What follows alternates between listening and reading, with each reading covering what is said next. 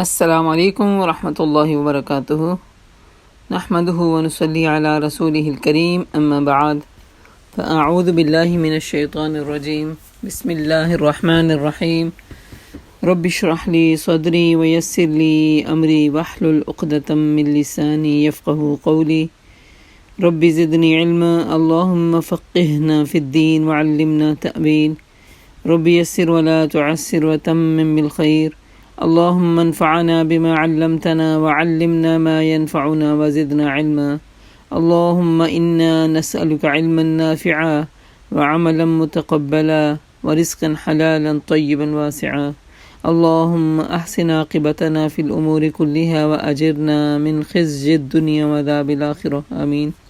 سب کو ویلکم کرتی ہوں اس دعا کے ساتھ کہ اہلا و سہلا و مرحبا، یا رب بنا دے ہم سب کو اہل القرآن و اہل التقوی و مغفرہ، آمین ثم آمین۔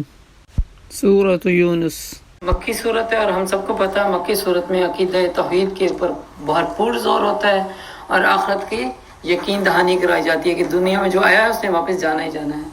اور یہ صورت نبی کے نام پہ ہے، حالانکہ نبی یونس علیہ السلام ان کا ذکر بہت تھوڑا آتا ہے اس میں، لیکن ان کے نام پہ یہ صورت ہے۔ اسی طرح 3 صورتیں ہمیں پورے قرآن میں ملتی ہیں، ایک ہود علیہ السلام کے نام پہ، اور ایک یوسف علیہ السلام کے نام پہ۔ سورۃ ابراہیم بھی ہے، سورۃ ابراہیم بھی ہے، بالکل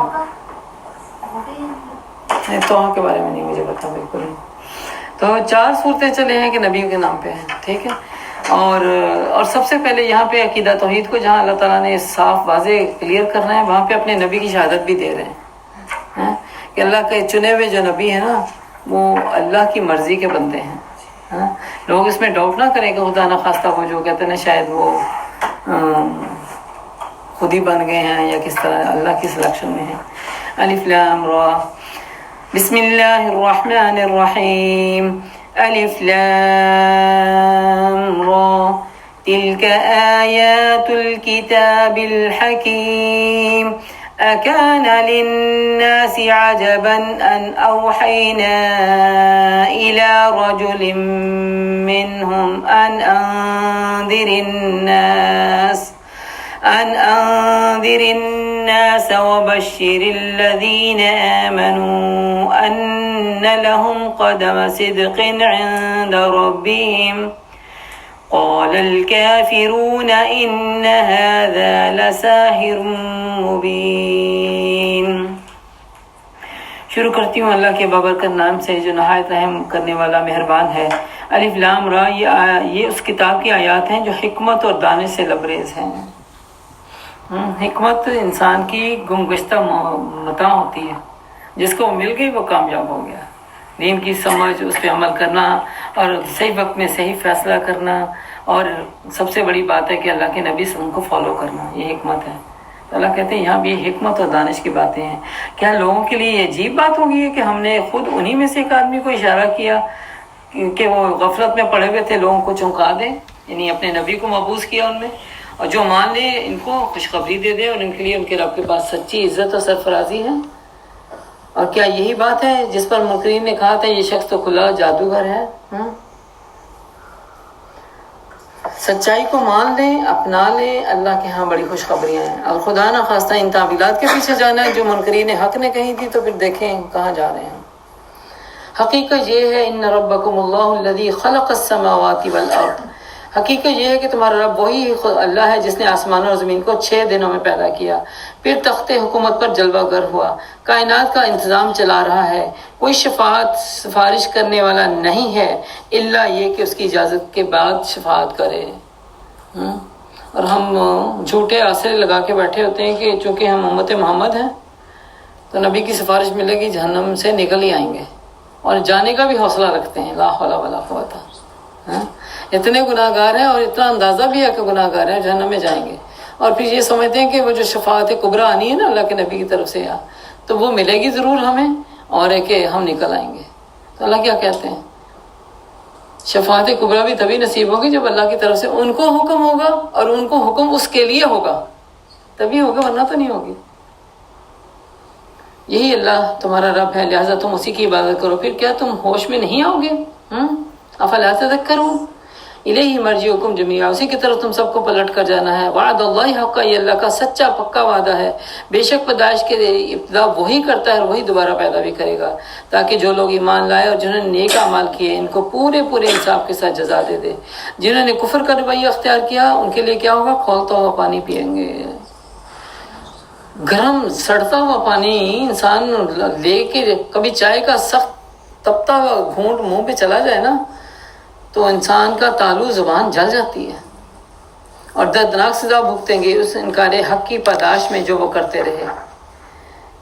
هو الذی جعل الشمس ضیاء، وہی تو ہے جس نے سورج کو اجالا بنایا اور چاند کو چمک دی، اور چاند کے گھٹنے بڑھنے کی منزلیں ٹھیک ٹھیک مقرر کر دیں. یہاں پہ شمسی اور قمری کیلنڈر کی طرف اشارہ ہے تاکہ تم ان سے برسوں اور تاریخوں کے حساب معلوم کر سکو. اللہ نے سب کچھ کھیل کے طور پہ تو نہیں پیدا کیا تھا، با مقصد بنایا ہے. وہ اپنی نشانیوں کو کھول کھول کر پیش کر رہے ہیں ان لوگوں کے لیے جو علم رکھتے ہیں. علم والوں کو فضیلت ہے، یاد رکھیے. سیکھنے والا اور نہ سیکھنے والا برابر نہیں ہو سکتے، جاننے والا اور نہ جاننے والے کبھی برابر نہیں ہو سکتے. تو ہمیں ہمیشہ جاننے والا بننا چاہیے، کبھی انحصار نہ کرنا چاہیے کہ چلو یہ فلاں مسئلہ فلاں سے پوچھوں گی، فلاں مسئلہ فلاں سے پوچھوں گی. کنفیوز ہی رہتے ہیں ہر وقت ہم، اور پھر مسئلہ بتانے والے دو دو رائے رکھ رہے ہوتے ہیں، کوئی ایک یہ دیتا دوسرا دوسرا ہی دیتا. ہم کہتے ہیں ہم پھر کنفیوز ہیں. تو اصل علم کی تہہ تک پہنچنا ہمیں آنا چاہیے، اور وہ سورسز موجود ہیں. اور اس چیز میں جو اللہ نے زمین و آسمان میں پیدا کی نشانی ہے ہم لوگوں کے لیے جو غلط بینی اور غلط روی سے بچنا چاہتے ہیں. ان فی اختلاف اللیل والنہار وما خلق اللہ فی السماوات والارض لآیات لقوم یتقون. ان الذین لا یرجون لقاءنا ورضوا بالحیاۃ الدنیا واطمأنوا بها، حقیقت یہ ہے کہ جو لوگ ہم سے ملنے کی توقع نہیں رکھتے اور دنیا کی زندگی پر راضی اور مطمئن ہیں، جو لوگ ہماری نشانی سے غافل ہیں ان کا آخری ٹھکانہ جہنم ہے. یہ نہ کرنے والے کاموں میں سے ہیں. دیکھیے، ایک تو ان کو آخرت کا یقین نہیں ہے کہ اس دنیا کے بعد ہم نے رب کو منہ بھی دکھانا ہے، اور اس دنیا کو اپنی جنت بنا کے بیٹھے ہوئے ہیں. وہ کہتے ہیں 4 دن کے لیے آئی ہیں، مزہ کرو، جیو، اسی کو جنت بناؤ، اور پھر خوب اطمینان کے ساتھ اس کے مزے میں پڑے ہوئے ہیں اور ہماری نشانیوں سے غافل ہیں. یہ نہ تو قرآن کی نشانی نظر آتی ہے، نہ کائنات کی نظر آتی ہے. ہمارے اندر اتنی بڑی نشانیاں ہیں، دور کہاں جانا ہے ہم نے. سبحان اللہ. یہ اندر کا جو سسٹم اللہ نے اپنے کنٹرول میں رکھا ہوا اگر میرے اور آپ کے ہاتھ میں دیتا تو ہم تو اگلے دن بھرے ہوتے. آکسیجن اللہ کہتا نا کہ تو نے خود پرووائڈ کرنی ہے اپنے دل کو، تو پھر سانس تجھے ملے گا، تو کیا ہوتا. سبحان اللہ. ہم کر سکتے تھے. ہماری کڈنیز کام کر رہی ہیں، ہماری لیور کام کر رہے ہیں، ہمارا میدا کام کر رہا ہے سارا، اور ہم سو رہے ہوتے ہیں. تو یہ نشانیاں ہیں، اور ان نشانیوں سے غفلت میں ہیں. تو ان کی برائیوں کے بدلے انہیں تو جہنم ملنے والی ہے. والذین هم عن آیاتنا غافلون، اور اللہ کی ان آیات سے غفلت کی وجہ سے ان کے اولئک مأواہم النار بما کانوا یکسبون، ان کے اس غلط عقیدے اور رویے کی وجہ سے ان کی کمائیوں کا بدلہ انہیں کیا ملنے والا ہے؟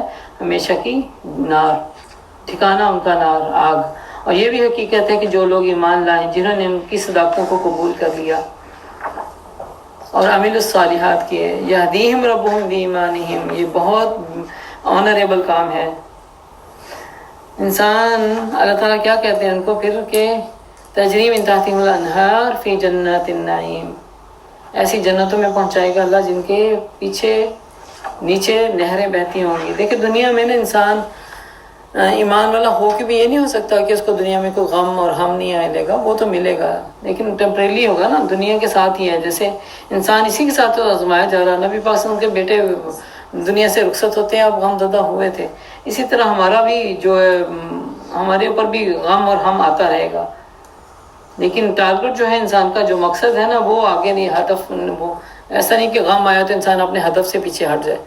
رسول اللہ صلی اللہ علیہ وسلم نے فرمایا جس شخص کا مقصد اور حرص دنیا ہو اور وہی اس کا پھر ٹارگٹ بھی ہو تو، اور وہ اسی کی نیت رکھ رہا ہو تو یہ چیزیں پھر دنیا میں تلاش بھی کرتا رہے تو اللہ اس کی آنکھوں کے سامنے اس کا فقر فاقہ کر دے گا.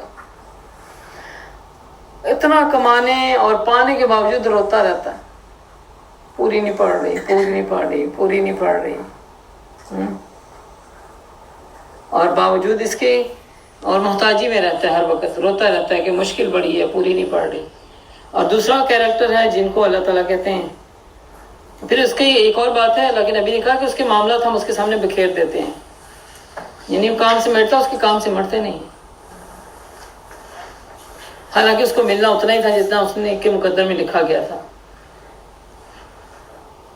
اور دوسرا کیریکٹر کیا ہے، جو جس کے دل کو اللہ تعالیٰ جس شخص کا مقصد صرف اور صرف اللہ کی آخرت اور اللہ کی رضا ہوتی ہے، اور اسی کی تگ و دو میں وہ لگ جاتا ہے، اور اس کی نیت اسی کا پیچھا کرتی ہے کہ میں اپنے رب کو پالوں، اور اس میں اللہ تعالیٰ کہتے ہیں ہم غنا ڈال دیتے ہیں، پھر اس کو راضی بھی کر دیتے ہیں، اور اس کے معاملات کو پھر ہم سلجھا دیتے ہیں، یکجا کر دیتے ہیں، اکٹھا کر دیتے ہیں۔ سبحان اللہ۔ دیکھیں، بغیر قرآن سے جڑے زندگی میں برکت نظر آتی تھی یا آپ قرآن سے جڑے ہوئے نظر آتی ہے؟ کتنے آرگنائز ہو جاتے ہیں ہم اس قرآن کے ساتھ، ہے نا؟ پہلے ہمارے کام نہیں سمٹتے تھے کیونکہ من مرضی کے سودے تھے نا، اچھا اٹھتی ہوں کرتی ہوں۔ اب ہم ٹائم کے ساتھ اپنے آپ کو باندھ چکے ہیں، اتنی منٹ میں اتنا کام ہم نے کرنا ہی کرنا ہے، تو کیا ہوتا ہے، وہ ہو نہیں جاتا، ہو جاتا ہے۔ اور جتنا مومن اپنا اسکرو ٹائٹ کرتا ہے اتنا آرگنائز ہو جاتا ہے۔ ماشاءاللہ سے الحمدللہ میں سمجھتی ہوں کہ صفائیاں بھی ہو جاتی ہیں، کوکنگ بھی ہو جاتی ہے، دین کا کام بھی ہو جاتا ہے، بچوں کی لک آفٹر بھی ہوتی ہے، مسجدوں سے لانا لے جانا بھی ہو جاتا ہے، سارے کام ہو جاتے ہیں، اور انسان کو سکون کی نیند بھی مل جاتی ہے۔ اللہ تعالیٰ، اللہ کے نبی صلی اللہ علیہ وسلم نے فرمایا پھر اس کو ہم غنا اللہ کی طرف سے مل جاتا ہے، اس کے معاملات سلجھ جاتے ہیں، یکساں ہو جاتے ہیں، اکٹھے ہو جاتے ہیں، اور دنیا اس کے پاس ذلیل ہو کر آتی ہے، کیونکہ اس نے دنیا کا پیچھا نہیں کیا نا۔ دنیا خود سے خود، دنیا کی ضرورتیں خود سے خود پوری ہونے لگتی ہیں۔ تو ہم سب کو چاہیے کہ اپنے اعمال کی درستگی کے لیے ایمان کا سہارا لیتے ہوئے عمل و صالحات کریں، تاکہ یہ جو سیکنڈ ٹائپ کی خوشخبری ہمارے مقدر میں آ جائے۔ اور ایسے لوگوں کا اللہ کے ہاں جا کے کیا آنسر ہوگا، دعواہم فیہا سبحانک اللہم، کیسے پکاریں گے اپنے رب کو اللہ کی پاکی کے ساتھ کہ سلامتی ہو، ہر بات ان کی صدا ہوگی پاک ہے تو اے رب، ان کی دعا یہ ہوگی کہ سلامتی ہو، تحیتہم فیہا سلام، ان کی ہر بات کا خاتمہ اسی پر ہوگا۔ ساری تعریف اللہ رب العالمین کے لیے ہے۔ جن کو دنیا میں سلامتی دلانے کی عادت ہوگی وہی وہاں جا کے کریں گے نا، نہ کہ جن ملکوں میں رہتے ہیں ہائی ہیلو پہ لگ گئے ہیں۔ اور اپنی نسلوں کو بھی دھیان دیکھیں کہ وہ کیا کر رہے تھے، کس طرح مخاطب کر رہے ہوتے ہیں، کس طرح وہ میسیجز کو آن اینڈ آف کر رہے ہوتے ہیں، پاس آن کر رہے ہوتے ہیں۔ کیا انہیں نہیں پتا ہوتا کہ ہم مسلمان بہن بھائیوں کے ساتھ یہ جو ہے کنورسیشن چل رہی ہے، اس کے باوجود ہے ہی لکھا ہوتا ہے۔ یہ کوئی کمبائن میسیج ہو جائے نا، اس میں سم ٹائم ہے ہی لکھا ہوتا ہے جسٹ، تو ہے سے تو کچھ بھی نہیں ملنے والا۔ تو سلام کرنا چاہیے، اور سلام والا اگر میسیج، یہ لوگ ہیلو کرتے ہوئے نہیں ڈرتے ہر ایرے غیرے نتھو خیرے سے، ہم لوگ اپنے سلام کو کیوں پیچھے چھوڑیں پھر؟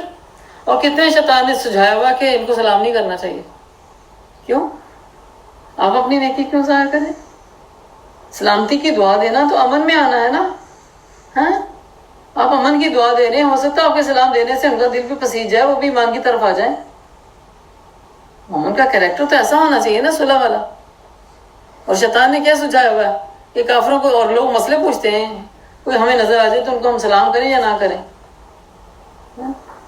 تو ٹھیک ہے، آپ، اور عادت ہماری نکل جاتی ہے، ہم اتنے عادت میں پکے ہوتے ہیں کہ ہمارا پہلے سلام نکل، وہ پوچھتے ہیں کہ ہاؤ آر یو، تو ہم کہتے ہیں الحمدللہ، ہاں الحمدللہ، اور اس الحمدللہ کو ان کو بھی سمجھ آئے کہ اس نے کیا آنسر کیا۔ اور وہ پوچھتے اگر کہ do you want to do this thing, انشاءاللہ، ہاں، فوراً منہ سے نکل جاتا ہے انشاءاللہ۔